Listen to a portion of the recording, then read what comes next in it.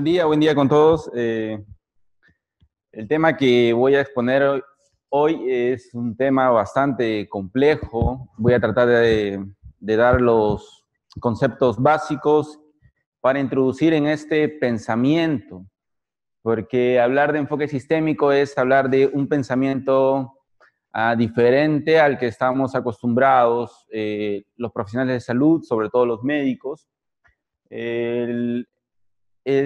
No es hablar de sistemas, no es hablar de aparatos, sino es hablar de, cuando hablamos de sistémico, nos hacemos referencia a lo que es la teoría sistémica. Y la teoría sistémica es un pensamiento también que ya viene muchos años atrás, como voy a presentar, pero que en este caso vamos a aplicarlo a lo que es la enfermedad crónica. La mayoría de la referencia ha sido tomada de un libro, de un autor básicamente, que es John Rowland, que es un psiquiatra estadounidense del centro de Chicago, que estudió bastante lo que es el efecto de la enfermedad en una familia.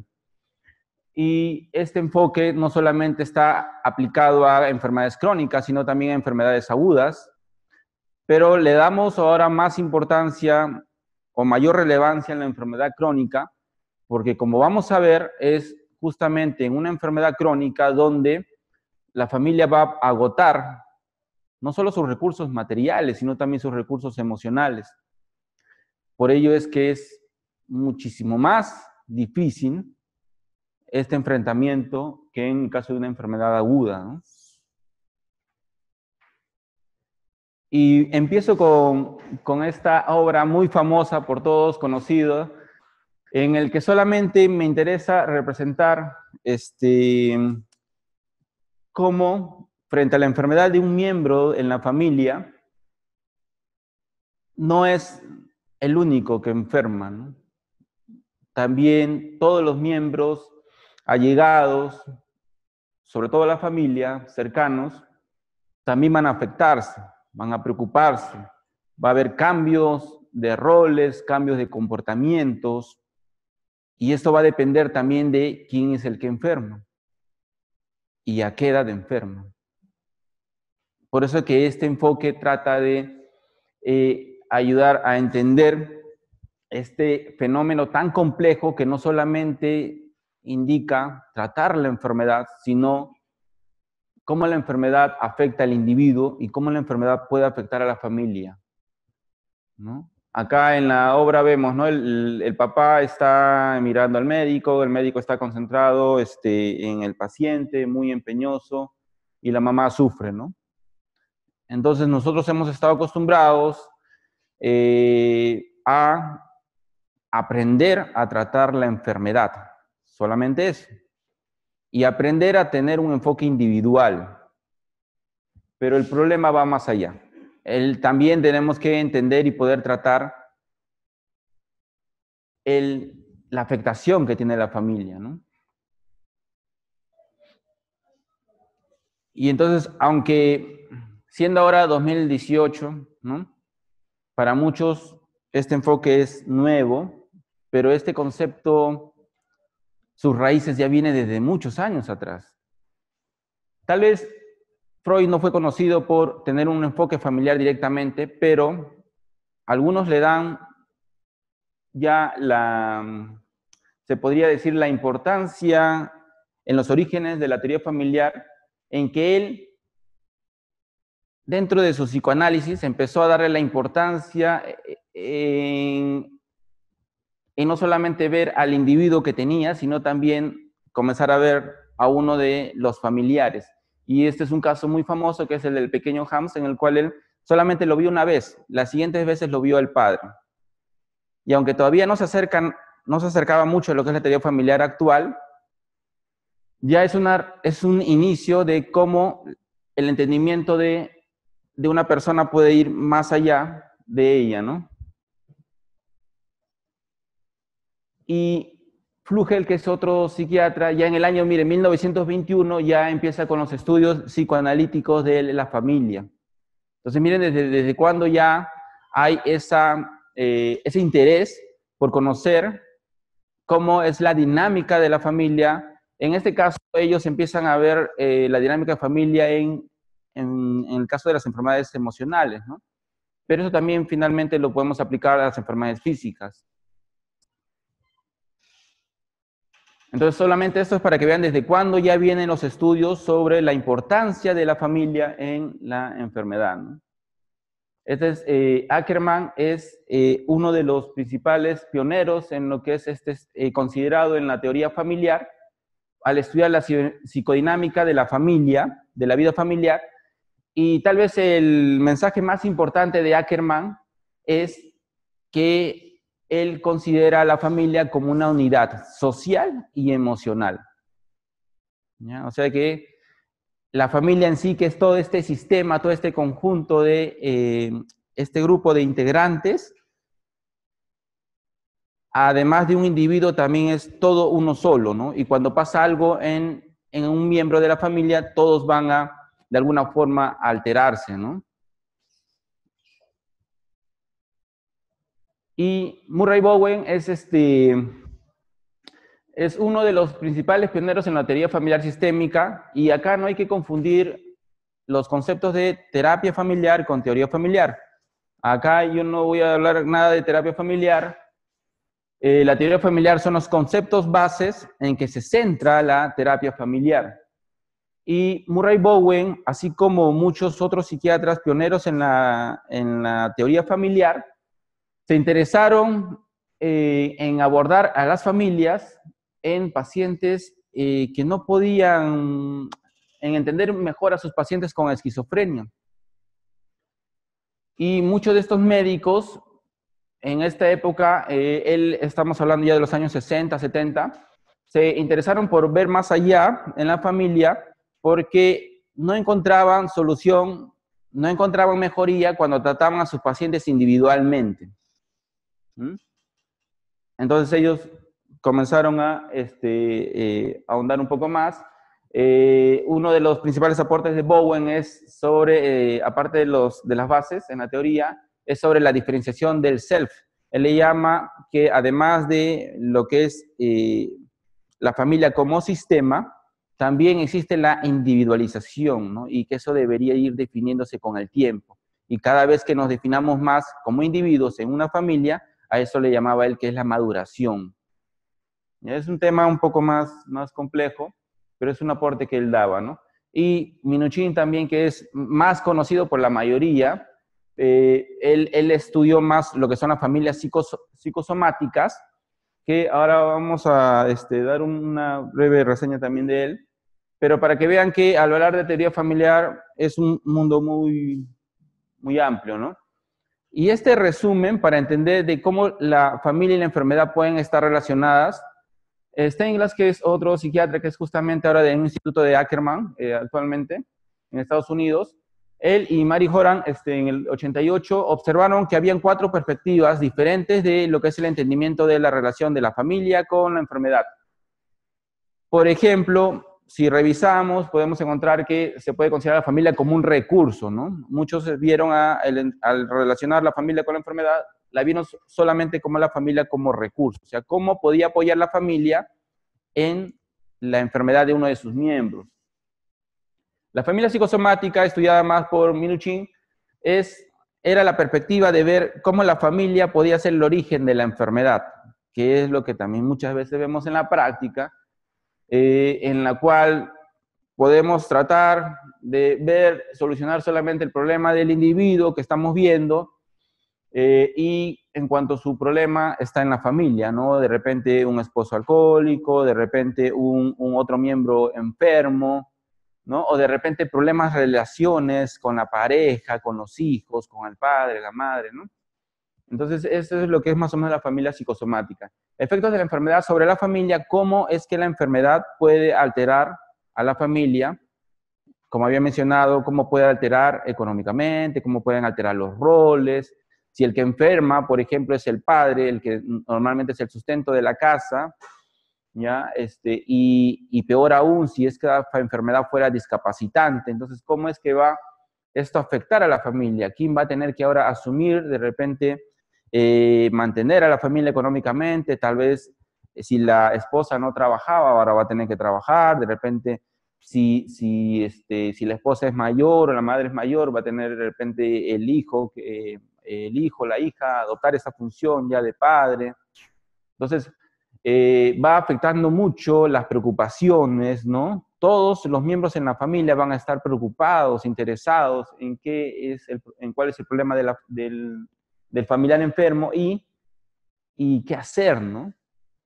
¿Qué más? La cuarta perspectiva es tal vez más completa, porque ya es la influencia de la familia en el curso de la enfermedad crónica, y esto puede ser como que una suma de todos los tres primeros, porque acá ya la perspectiva es que la familia puede ayudar como a favor, como en contra de la salud y la enfermedad.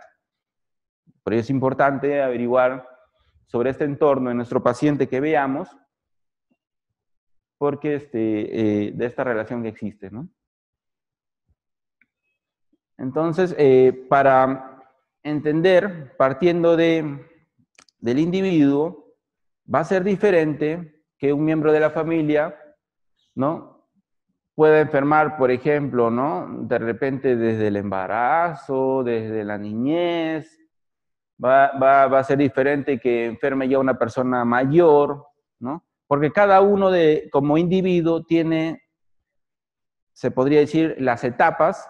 En cada etapa tiene ciertas, tal vez expectativas, ciertos planes. Imagínense que enferme a alguien que de repente está en la universidad, que tiene planeado terminar la universidad, entonces es un impacto individual diferente a que enferme de repente una persona, supongamos, de 90 años, que ya de repente cumplió sus metas, ¿no? Y también va a ser diferente cómo afecta a la familia, ¿no? Va a ser diferente si enferma el hijo, ¿no? El niño en la familia, a si enferma, por ejemplo, la mamá o si enferma una persona mayor. A todos nos va a preocupar, pero se suele ver que afecta muchísimo más todavía cuando enferma un niño y tiene una enfermedad de repente degenerativa, una enfermedad que va a ser terminal, ¿no? Entonces suele ser más impactante todavía. Y además, también cómo es que cuando alguien enferma, en qué etapa se encuentra la familia también, ¿no? Si es que cuando alguien enferma, de repente, supongamos que enfermara nuestra pareja cuando recién no estamos de repente casando, ¿no? De repente se han casado recién y ya enferma, acaban de casarse y recién enferma la esposa o recién enferma el esposo, ¿no? Entonces, ¿cómo va a impactar eso también diferente a como cuando ya enferma alguien de la pareja de repente o el hijo ya cuando están mayores, ¿no? Entonces, es frecuente ver, por ejemplo, en personas mayores, ya cuando enferma el compañero de toda la vida, ¿no? 50 años de pareja y enferma, ¿no? El esposo. Y ya de repente está cerca a fallecer, ¿no? Esa experiencia que tiene el compañero de vida, entonces también va a ser otro impacto, ¿no? Diferente. Y así se puede dar en cualquier etapa de la familia, ¿no? Entonces, el modelo sistémico, este es un gráfico que resume todo el modelo. ¿Ya? El modelo sistémico es tan complejo que abarca desde el tipo de la enfermedad, que puede ser enfermedad o discapacidad, porque puede ocurrir que un paciente, por ejemplo, tuvo un ACV, fue algo agudo, pero ya quedó con hemiplegia, ¿no? Ya quedó con una discapacidad. Entonces ya tal vez ya no es una enfermedad, pero es una discapacidad, y esa discapacidad también tiene un efecto en la familia. Y lo mismo ocurre en las pérdidas, ¿no? Hay familias que llevan lo que es el duelo, ¿no? Todo este proceso, a veces mucho tiempo, ¿no? Podemos ver madres, parejas que llevan un duelo de muchísimos años, ¿no? Y entender esto en relación al desarrollo del individuo, como les mencionaba, de la familia, y de la propia enfermedad. Va a ser diferente una enfermedad según también el estadio y el tipo que tenga de su curso, que vamos a ver ahora. Y englobando todo eso está el sistema de creencias que algo había mencionado, la cultura, ¿no? Porque también acá hay algún tema bien importante que es aclarar las cosas con la familia. La familia tiene que ser consciente de qué enfermedad tiene su integrante y cuál es el pronóstico también, porque es importante que la familia se ubique en qué estadio está la enfermedad, para que no retrase de repente la búsqueda de ayuda, para que no siembre más esperanzas y haga lo que deba hacer en el momento adecuado. Entonces también es importante trabajar con el sistema de creencias, ¿no? Entonces el aporte de este modelo es trabajar sobre una tipología psicosocial, que quiere decir el tipo de enfermedad, que de acuerdo a este tipo de enfermedad, el efecto va a ser diferente, ¿no? Es diferente una enfermedad que ha sido de comienzo agudo a otra enfermedad que es de comienzo gradual, ¿no?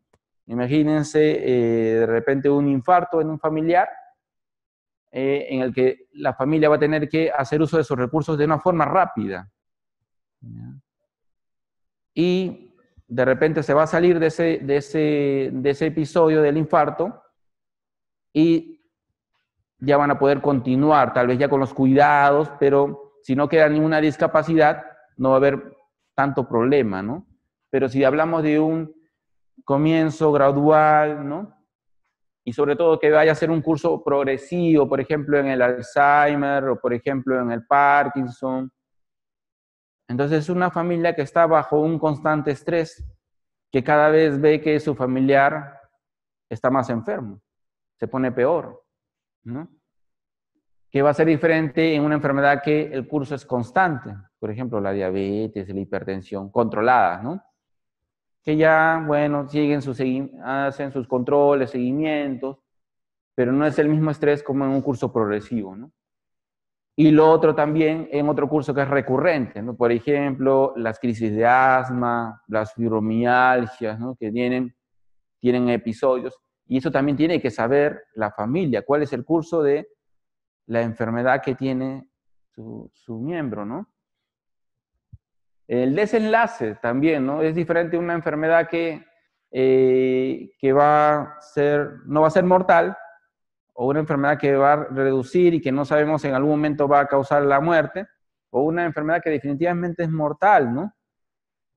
Tal vez las dos últimas, el ejemplo más claro sería el cáncer, ¿no? Entonces, un familiar que enferma con cáncer, podemos considerar que la expectativa de vida va a ser reducida, depende del estadio en que lo encuentren el cáncer, ¿no? Y si ya fuera ya algo terminal, saber que nuestro familiar va a fallecer, ¿no? Es otro impacto que genera, ¿no? Y en la incapacitación también es igual, ¿no? Una enfermedad puede ser incapacitante, no incapacitante, y de esa forma también va a alterar diferente al individuo como a la familia, ¿no? Y puede haber leve, moderada, grave, ¿no? Entonces, la línea de tiempo y fases de la enfermedad se refiere a justamente las etapas que tiene la enfermedad y de acuerdo al momento de la enfermedad en el que estemos y en el cual la familia tenga que afrontar, va a ser diferente, ¿no? Entonces, John Rowland separa estas fases en tres: una fase de crisis, una fase crónica y una fase terminal. La fase de crisis es el momento en el cual la familia, podemos ver en las consultas, que están angustiados, están yendo para allá, para acá, haciéndote otro examen, y todavía no saben qué tiene de su familiar. Entonces es una fase en la cual se le llaman el pródromo, todavía no hay diagnóstico, ¿ya? Y hasta que llegan al diagnóstico, tienen que aceptarlo, tienen que educarse en el conocimiento sobre la enfermedad, su tratamiento, la evolución, y de ahí entonces es un periodo de adaptación, ¿no? Ya al diagnóstico. Y luego seguir con toda la evolución crónica, que en algunas enfermedades es, ¿no?, toda la vida, ¿no? Hay que acompañar ahí, ¿no? Y en la fase terminal es ya cuando el paciente se considera que no hay solución y que esta enfermedad definitivamente le va a ocasionar la muerte, ¿no? De repente como en los cánceres, ¿no? Y hay una etapa en la cual le consideran como preterminal, que es una etapa en la que la familia va a tener que acompañar y afrontar que en cualquier momento va a morir su familiar. Y es todo un desgaste emocional que tiene la familia. Otra cosa que acá debo recalcar es que cuando estudiamos las familias, a veces se puede catalogar a una familia como, digamos, disfuncional, ¿no? O como de repente mal llamada, de repente anormal, cuando se ve una familia con un miembro enfermo. Pero no debería ser el caso porque una familia, por más funcional que sea, sin enfermedad, cuando venga la enfermedad va a llegar un momento en que se van a agotar los recursos y en los cuales van a entrar en crisis, y si vemos en ese momento a la familia, podemos decir, no, esta familia está mal, ¿no? Podemos juzgar, podemos catalogar, pero no es igual. No es igual valorar una familia con un enfermo o valorar una familia sin ningún enfermo en casa, ¿ya? Finalmente, luego de la muerte, ¿no? Viene lo que es el duelo, ¿no? Aceptar todo este proceso. No todos los familiares lo reciben igual, ¿no? Hay quienes procesan más rápido, hay quienes les va a durar mucho tiempo, quienes van a necesitar más ayuda. Y en todo esto, recordar que es un trabajo multidisciplinario, ¿no? No todo nuestro trabajo es de médico, sino que tenemos a la enfermera, tenemos a la psicóloga, tenemos asistentes sociales, tenemos al personal técnico, tenemos diferentes personales de salud que nos pueden acompañar a la familia en las diferentes etapas, ¿no? Entonces, contando un poco toda esta complejidad que les mencionaba en cuanto a la fase temporal que tenga la enfermedad, en qué momento está la enfermedad, en el tipo de la enfermedad, de acuerdo al inicio, al curso, al desenlace, ¿no? Y los componentes del funcionamiento familiar. Imagínense peor todavía si se trata ya de una familia disfuncional y sobre ella viene una enfermedad, entonces es peor, ¿no? Es una crisis, un caos mayor, ¿no? En los cuales ya se van a requerir de repente de qué trabajar, ¿no?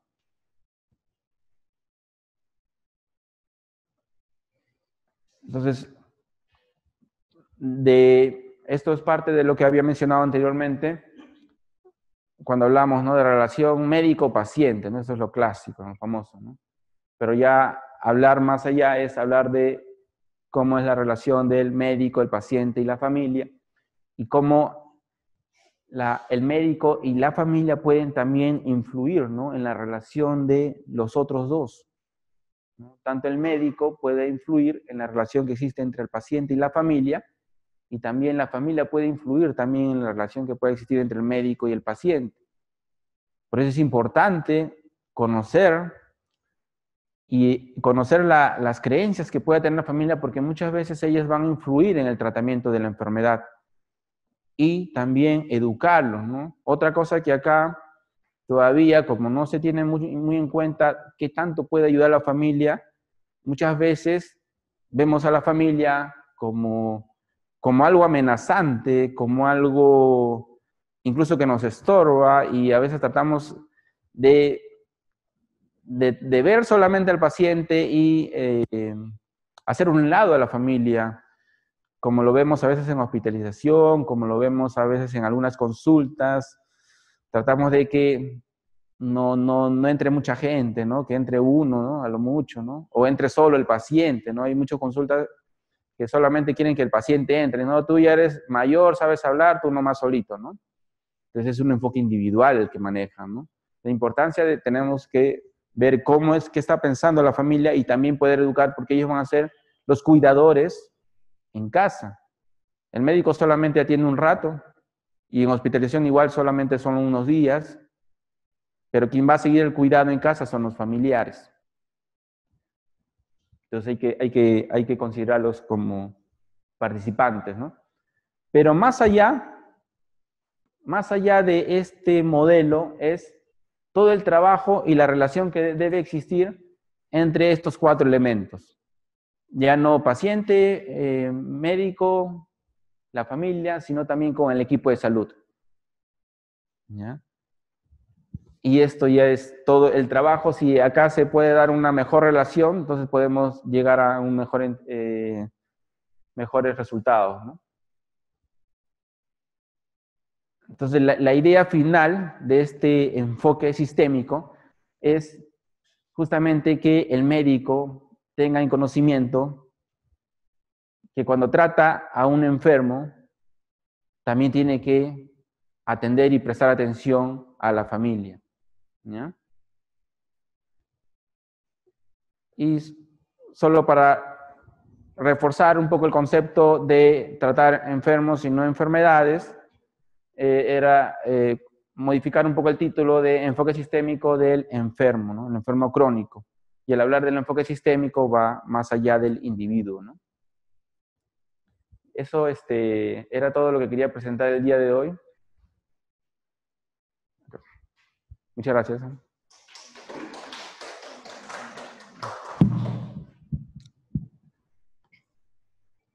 Muchas gracias, doctor Luis Águedo. Los invitamos a hacer preguntas.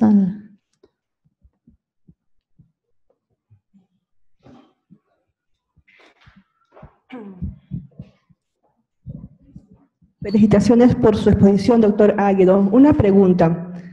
¿Han considerado los tiempos de atención al aplicar un enfoque sistémico en el enfermo crónico? Sí. Sí, lamentablemente es, creo, un problema siempre el tiempo que tenemos en la consulta, el tiempo que tenemos para abordar. Pero una estrategia que vamos a plantear ahora en el consultorio, porque muchas veces este enfoque puede llevar mucho tiempo, depende también de qué tan apremiante es hacer todo en la primera consulta, ¿no? Porque podemos ir abordando de a pocos, ir viendo lo que es más priorizante, ir complementando en las siguientes consultas más el abordaje de la familia, el conocimiento de su entorno. Pero sí, pues hay casos en que tenemos que abordar desde la primera instancia un poco más. Y a veces puede llevarnos, pues, media hora, ¿no? En promedio, ¿no? Para poder conocer todo este abordaje.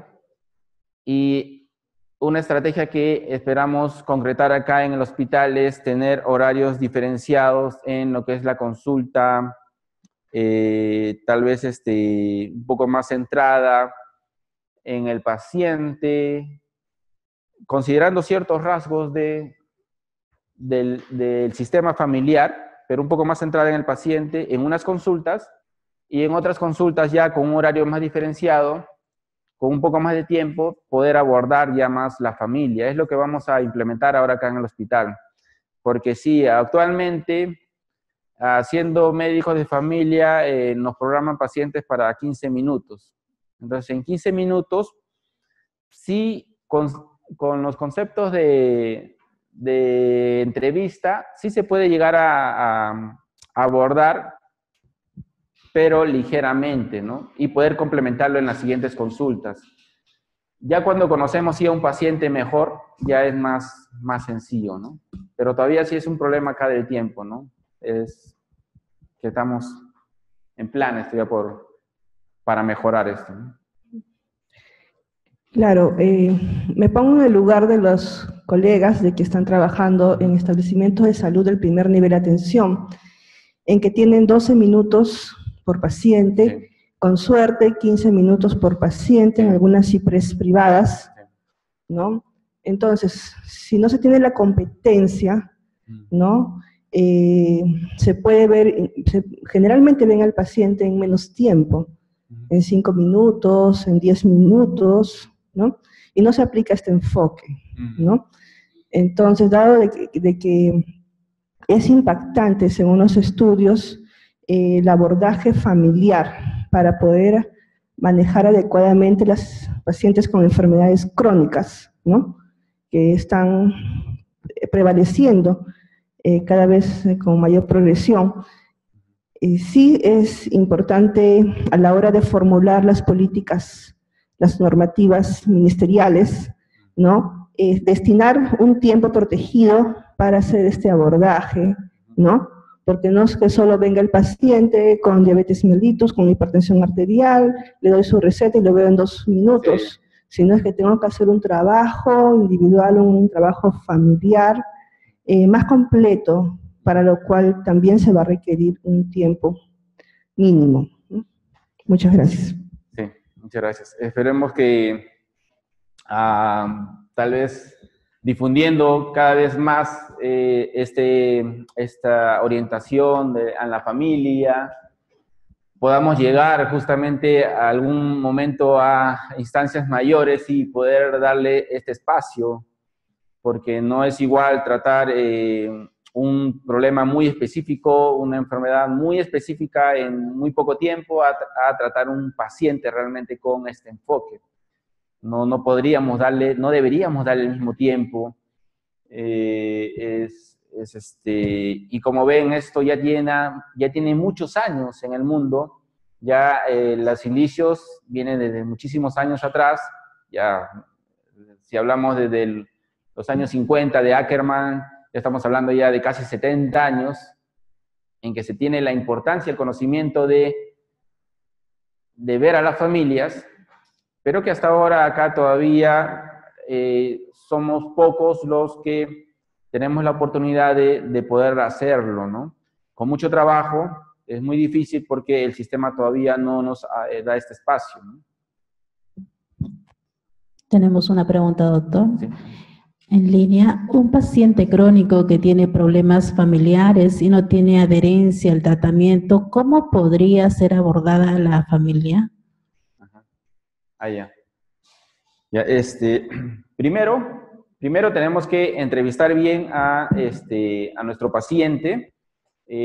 Recuerden de lo que había mencionado en la exposición anterior sobre la medicina centrada en el paciente. Hay que tener conocimiento de cómo es la experiencia del paciente frente a la enfermedad, cuáles son sus creencias, cuáles son sus temores, qué tanto está impidiendo esta enfermedad en llevar su día a día y cuáles son sus expectativas, ¿no? Para la adherencia es un factor muy importante, sí, abordar a la familia, porque hay que conocer qué factor está influyendo en la adherencia. Puede ser un factor familiar, puede ser un factor del mismo individuo.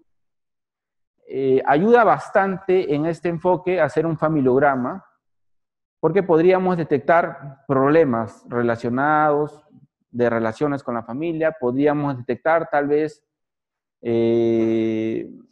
otro integrante más de la familia que puede estar más enfermo, incluso que el paciente que estamos viendo. Por ejemplo, casos de mujeres adultas que no siguen una adherencia a tratamiento simplemente porque son padre y madre para sus hijos, tienen que trabajar, no tienen el suficiente sustento de repente económico para llevar a cabo las recomendaciones de dieta, recomendaciones de repente de algún fármaco que no pueda darle los mismos establecimientos. A veces también están preocupados por alguien más que está enfermo en casa, como les mencionaba, y ya dejan de preocuparse por uno mismo. Hay que identificar que muchos pacientes enfermos con enfermedad crónica son cuidadores. Entonces, si una persona que es cuidadora ya tiene ya un desgaste, un estrés del cuidador, entonces ya comienzan a despreocuparse por sí mismos. Entonces, todo eso podemos identificarlo haciendo un familiograma, sería una recomendación más práctica.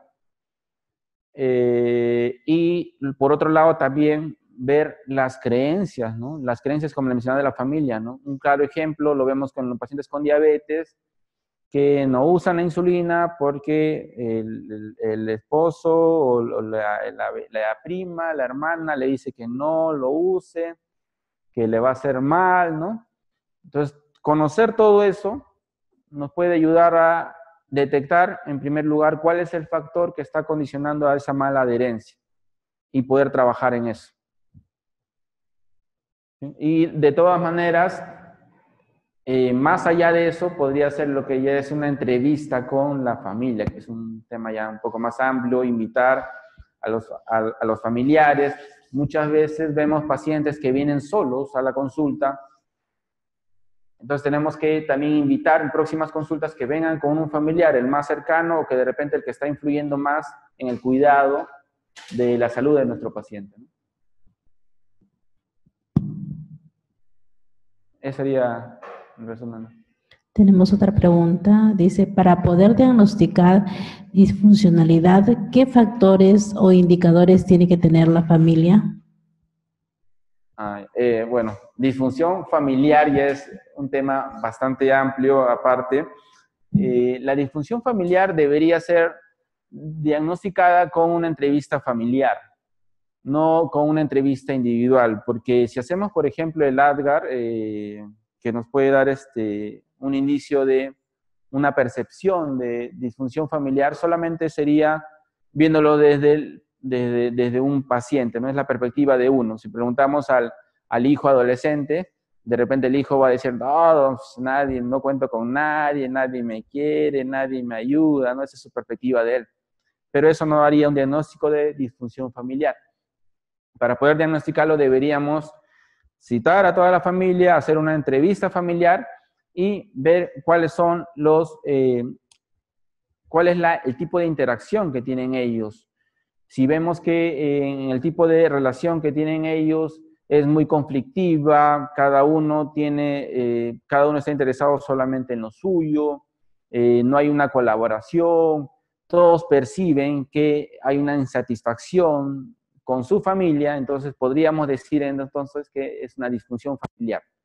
Entonces, tener cuidado en catalogar como disfunción familiar solamente considerando una entrevista individual. Es necesario hacer una entrevista familiar. Agradecemos entonces con fuertes aplausos al doctor Luis Águedo Palacios.